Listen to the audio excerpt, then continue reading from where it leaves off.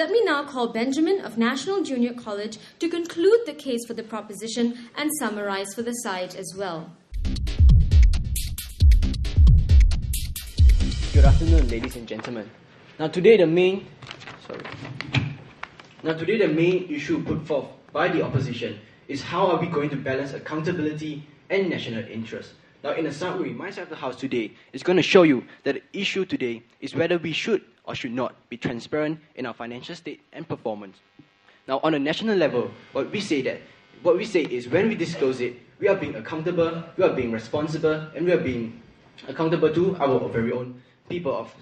And on a national level, we say that this solves the issue of the lack of transparency, where the lack of transparency actually instills a sense of fear or of political or dubious intention by other nations. And what we see today is that by being transparent, it actually sends out a message that you're sincere, you're honest, and you're open when you're making investment. And this actually attracts more doors to investment, and hence it shows that why we should be transparent on an international level. Now allow me as the last speaker of the proposition today to sum up this debate into three main areas of contentions. Now the first main area I would like to deal with is the privacy and space that sovereign wealth fund need or need not. And secondly, I would like to deal with the disadvantage the disadvantage that sovereign wealth funds might face if they disclose such information. And thirdly, allow me to deal with the anxiety factor which the opposition has mentioned to the House today. Now allow me to move on to my first main area of contention, which is on the privacy and space. Now what we say as a proposition today, we have put forth a yardstick, and that yardstick is we are only going to disclose the financial state and performance, and not everything, and not the internal matters of these sovereign wealth funds. And hence what we see is that we have given sufficient space for sovereign wealth fund to work with. Even if, ladies and gentlemen, let us consider whether they really deserve or whether they should have this space and privacy. Now, the nature of sovereign wealth funds is that it is state-owned, and therefore what we say is that they are a public investment hub and not a private investment hub. Hence, we see that it is the public's right, it is the public's money, therefore the public should know how their money is being run by the government through sovereign wealth funds. Now, what we see is that by doing so, we are actually allowing the government to send out a message to its people that it is being transparent, and this naturally builds trust on a global scale and on a national scale. Now, allow me now to move on to my second main area of contention, which is on the economic disadvantage when sovereign wealth funds actually discloses their information. Now, what we see is that we understand that the undesired competition, or perhaps the strategic disadvantage that may, or the threat of being sabotaged when we disclose such sensitive information. Now today, my side of the house today, we say that it is unlikely. Even in status quo today, sovereign wealth funds do not disclose their information regularly and publicly, but we are able to know what they are investing when they make a big move, because the press is tracking down their movement. Like we know what is Temasek Holding buying recently. When they make a big move in investment, what we see is that the newspapers would publish it. Hence, what we see. But ladies and gentlemen, let us question ourselves. Do we actually see terrorism happening when sovereign wealth fund discloses a move in buying a company, when sovereign wealth fund discloses a big move when investing? We say that it does not happen. What we see is that the risk or the threat that sovereign wealth fund face comes from the political side instead of the economic side. Hence what we see is that let us deal with this through the political side instead of just restricting sovereign wealth funds and restricting them from disclosing their information, hence restricting the benefits that come along in solving. And what we say that it is very impractical to do so just because of the threat that they might face. We are going to we are not going to disclose the information that the public needs and the international community needs. Now what we see is the practical solution to do so is to actually enhance the security and increase the deterrence rather than just to disclose, than just to restrict sovereign wealth funds from disclosing such information. Hence what we see is that by not doing so, we are allowing the benefits to come forth and preventing the harm from coming through. Now allow me to deal on my last main area of contention, which is on the anxiety factor that the opposition today has shown of us. Now what we see today is that no, the society fear wouldn't be increased when we disclose such information. Allow me to clearly explain to you why so. Firstly, what you see, the people who are at stake are people who are directly involved in shares, stocks, and market buying, and not the average majority in society. So what we see is that these people are actually people who are financially literate, and they understand the nature of investment, where in investment that gains are welcome, but losses are inevitable. That's what we see, that these people would be understandable, and they know that even if sovereign wealth fund is making a loss now, they could perhaps hope for in the future that sovereign wealth funds to gain back these losses and protect the interests of society.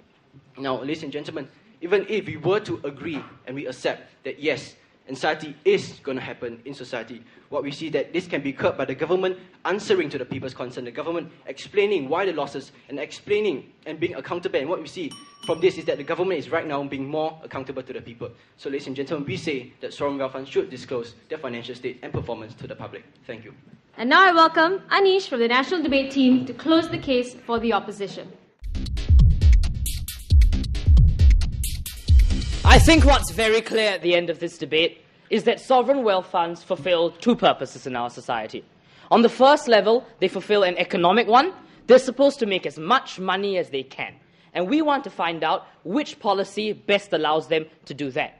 But they also fulfill a second purpose, a political one, a diplomatic one, as agents on behalf of their government. And that's something that my speaker, Jia Wei, here raised in his speech, but that they never really came to terms to, because we never heard a real response to Jia Wei's point of constructive on their side of the house. So the two questions I'm going to be asking is, how does the policy affect economics? And secondly, how does their policy affect politics? So how does it affect economics? First of all, right from the top of this table, we've heard claims that sovereign wealth funds and disclosure of financial statements aids in creating stability in the market. But we've told you, you don't need transparency with sovereign wealth funds to create such stability in the market. The sovereign wealth fund investing in a major banking corporation like Citigroup, that act of investment itself creates stability in the market because we know that the sovereign wealth fund is putting its money there. We don't need full disclosure to be able to create this stability in the market. But then how does their policy then affect sovereign wealth funds themselves? Now, we suggest to you that it doesn't make sense whatsoever to shine a spotlight, to use the words of the chair, on sovereign wealth funds when they want to operate privately and covertly. Ladies and gentlemen, this just shows the flawed logic of that side of the house. Sovereign wealth funds want their privacy when they invest, and yet you thrust them to center stage under the glare of a spotlight. Do you expect them to invest to the best of their abilities? Of course not, because they're going to be afraid of the public, afraid of what people say of their moves. We say they inhibit sovereign wealth funds and what sovereign wealth funds can do to maximize profits for our country. We say they reduce the incentive to invest on the part of sovereign wealth funds, and that only makes the problem of credit even worse, because sovereign wealth funds aren't going to be putting money out there. Yes, sir. With or without disclosing the financial state, either way, people are going to know about the investments that sovereign wealth fund makes. Why not disclose the information and increase public confidence? Sir, if with or without these kinds of disclosures, the public is going to know what the sovereign wealth fund is doing, then why disclose in the first place? Why disclose if that particular act is going to make the sovereign wealth fund uncomfortable? We say if there is enough information out there, and the sovereign wealth fund doesn't want additional disclosure, why not make it easier for them and allow them to invest the best way they can? Now, the second issue in this debate is politics. Now, they've suggested to us that accountability is an important issue in this debate. Now, ladies and gentlemen, the closing opposition would like to suggest to you that accountability is less important than they would make it out to be, because sovereign wealth funds occupy a completely different realm and territory in terms of international relations and politics than does a private business corporation.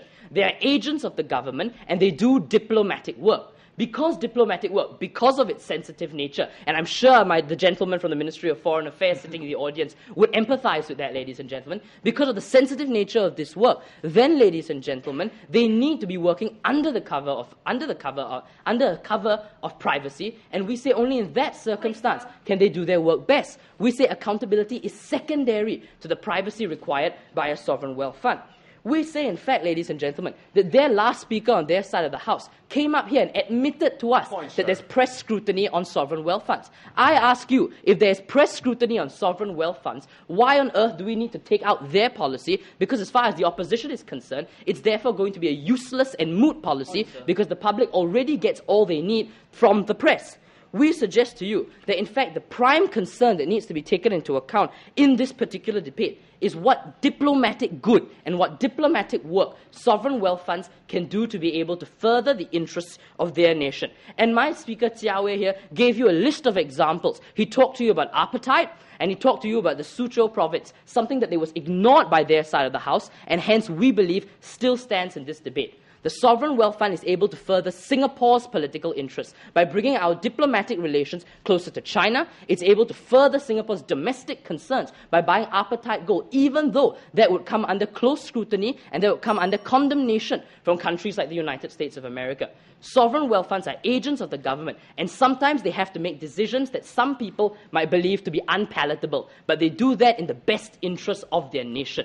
Ladies and gentlemen, we say that if sovereign wealth funds need to act in the best interest of their nation, that they need to be in a position to do so. And the position that they need to be in is not one where people are scrutinizing their decisions, where people are condemning their decisions, and where they don't have the space they require to act as agents of the government. We say, ladies and gentlemen, on both the economic and the political level, it's clear opposition has taken this debate.